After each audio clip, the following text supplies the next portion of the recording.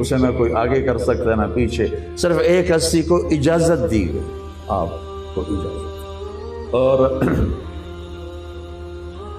جب آپ یکم ربیع الاول کو بیمار ہوئے 11 ہجری، سر میں درد ہوا عصر کے بعد، اور جنت البقیع سے گھر آتے آتے بخار چڑھ گیا، اور پھر یہ 12 دن آپ کی رہی، 11 دن آپ کی یہ تکلیف رہی، 12ویں دن آپ اپنے اللہ کی بارگاہ میں پہنچ گئے۔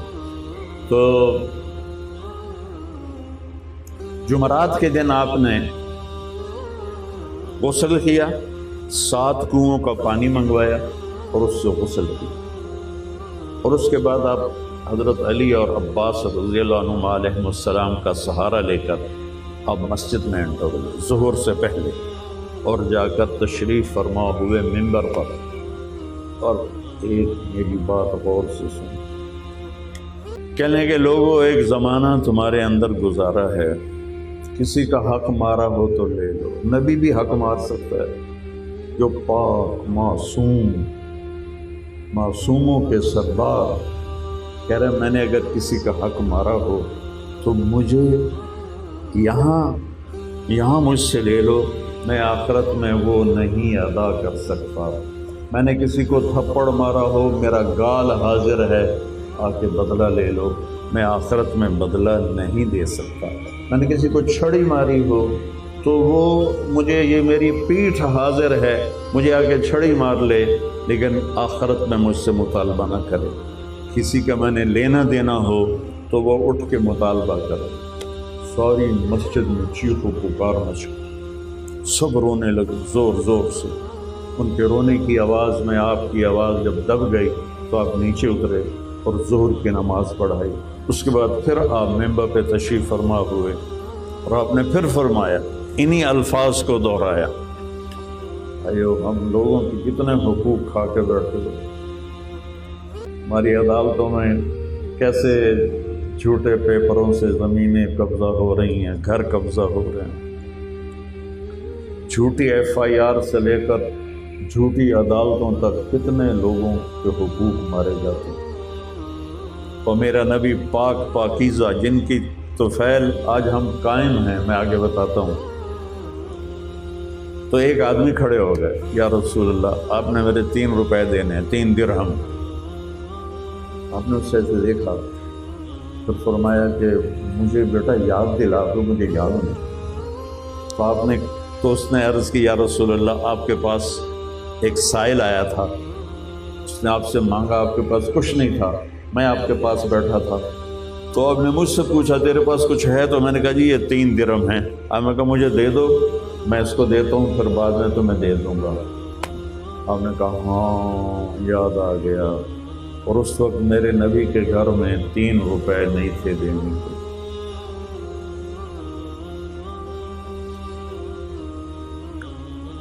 فلا وربك لا يؤمنون حتى يحكموك فيما شجر بينهم۔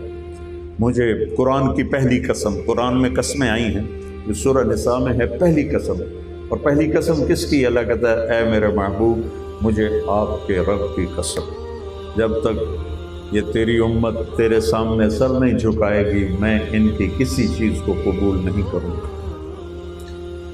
3 روپے گھر میں کوئی نہیں ہے۔ آپ نے کہا فضل میرے چچا کے بیٹے، حضرت عباس کے سب سے بڑے بیٹے، یہ 3 روپے تو اپنے ذمہ لے، آپ جس پر قرضہ ہوتا تھا اس کا جنازہ نہیں پڑھاتے تھے، کوئی آپ خود قرضہ لیتے رہے ساری زندگی سے، تو قرضے کو ڈسکریج کرنے کے لیے، اور اگر سود پہ قرضہ لیا ہوا ہے تو اس کی کیا زندگی ہے؟ اس حال میں اگر وہ مرتا ہے تو اللہ کو کیا جواب دے؟ جس کا قرضہ ہوتا تھا آپ کہتے تھے بھائی آپ لوگ پڑھا دو، اگر کوئی گارنٹی دیتا یا رسول اللہ میں ادا کروں گا تو پھر آپ اس کا جنازہ پڑھاتے تھے۔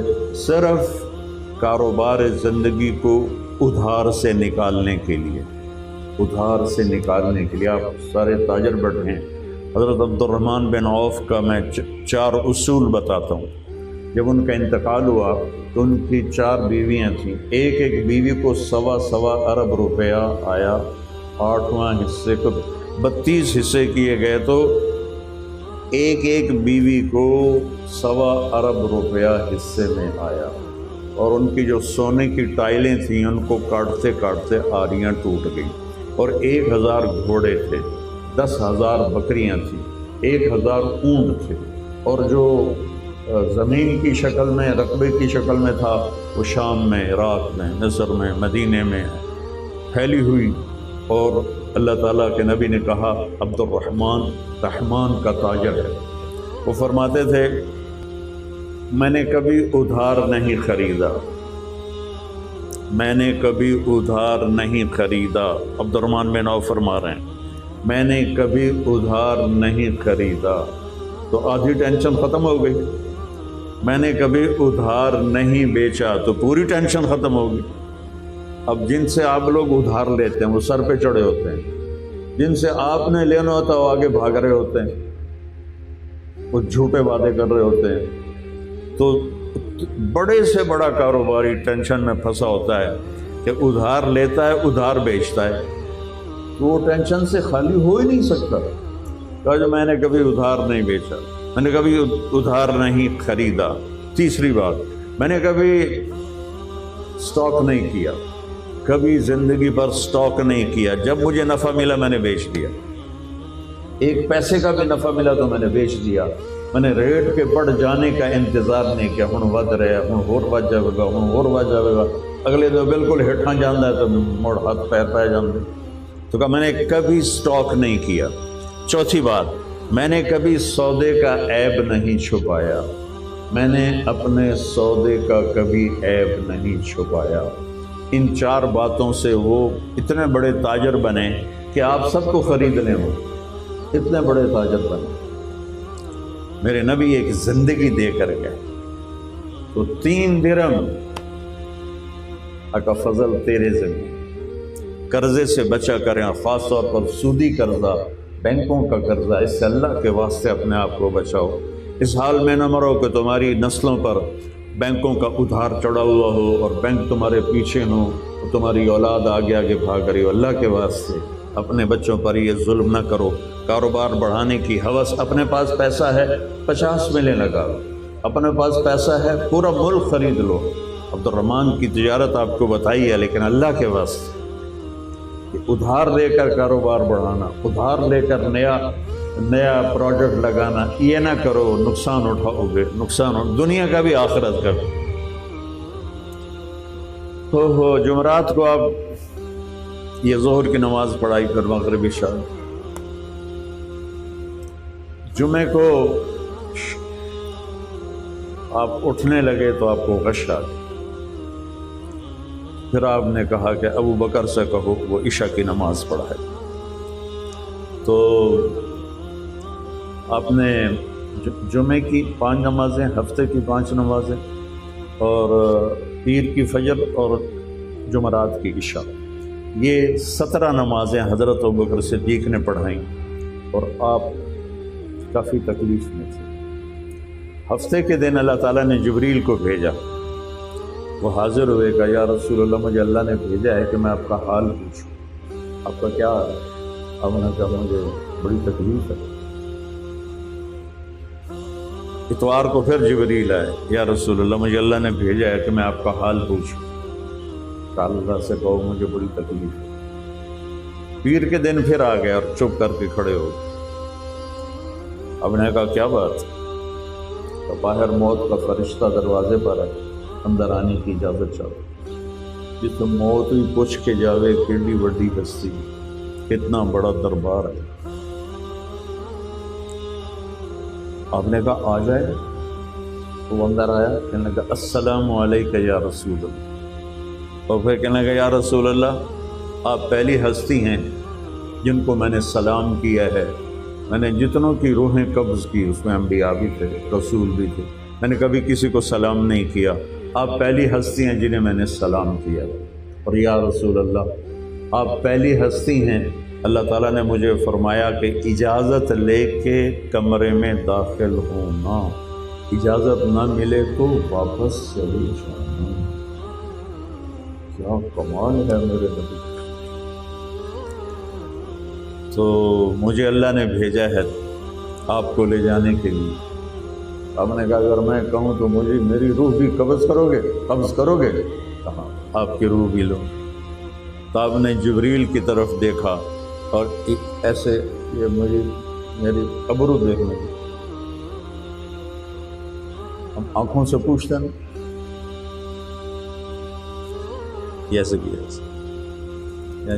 زبان سے نہیں بولے، جبریل کیا رہا ہے؟ تو جبریل نے کہا یا رسول اللہ، اللہ تو آپ کی ملاقات کے مشتاق ہے، آپ کی ملاقات چاہتے ہیں، اللہ ہمیں ایسی موت دے کہ جب ہم مریں تو اللہ ہماری ملاقات کے شوق میں، ایسا نہ ہو کہ مجرموں کی صف میں کھڑے کر دیے جائیں۔ تو پھر آپ نے ایک سوال اٹھایا جو میں نے کہا تھا کہ ان کی تو فعل آج ہم بیٹھے ہوئے ہیں انسان، اب وہ بات بتانے لگا۔ آپ نے فرمایا واپس جاؤ اور اللہ سے پوچھ کے آؤ میرے بعد میری امت کے ساتھ کیا کرے گا۔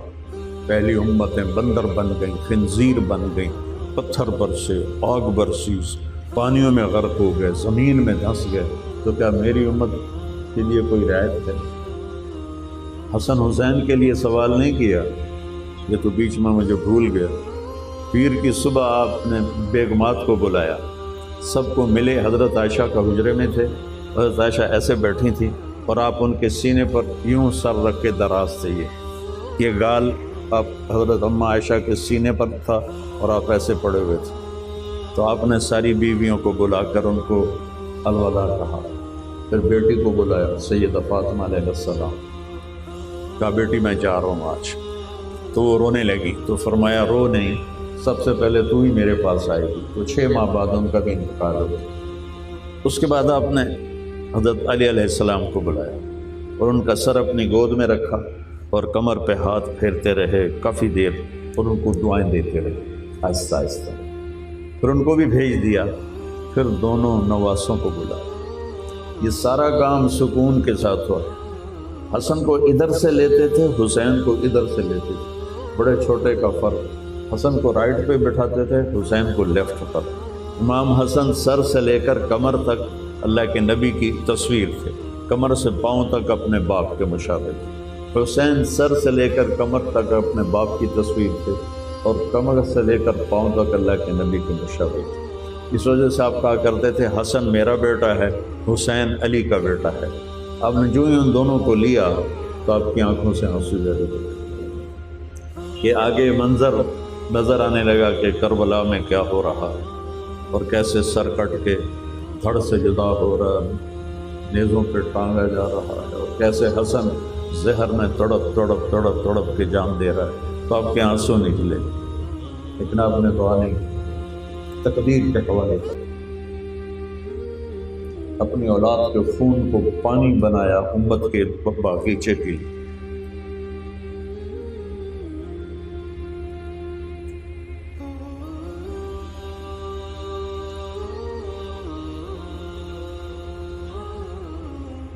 ایک دفعہ ام سلمہ سے کہا ایک فرشتہ مجھے ملنے آ رہا ہے، تو دیکھو کوئی اندر نہ آئے۔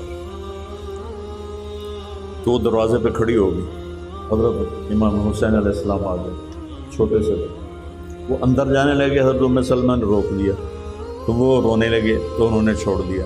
تھوڑی دیر کے بعد کمرے سے زور زور سے رونے کی آواز آئی، ام سلمہ بھاگ کے گئیں، تو آپ نے ایسے حسین کو سینے سے لگایا ہوا اور یہ اس حال میں آپ بلک بلک کے رو رہے تھے۔ تو حضرت ام سلمہ نے پوچھا یا رسول اللہ کیا ہوا؟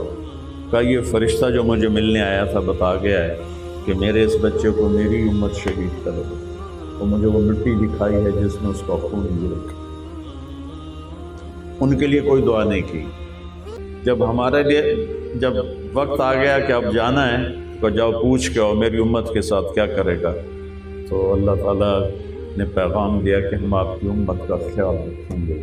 اللہ کی قسم یہ اللہ کا نبی بات نہ اٹھاتا تو ہمیں بندر خنزیر بنانے میں اللہ کو کوئی مسئلہ نہیں تھا۔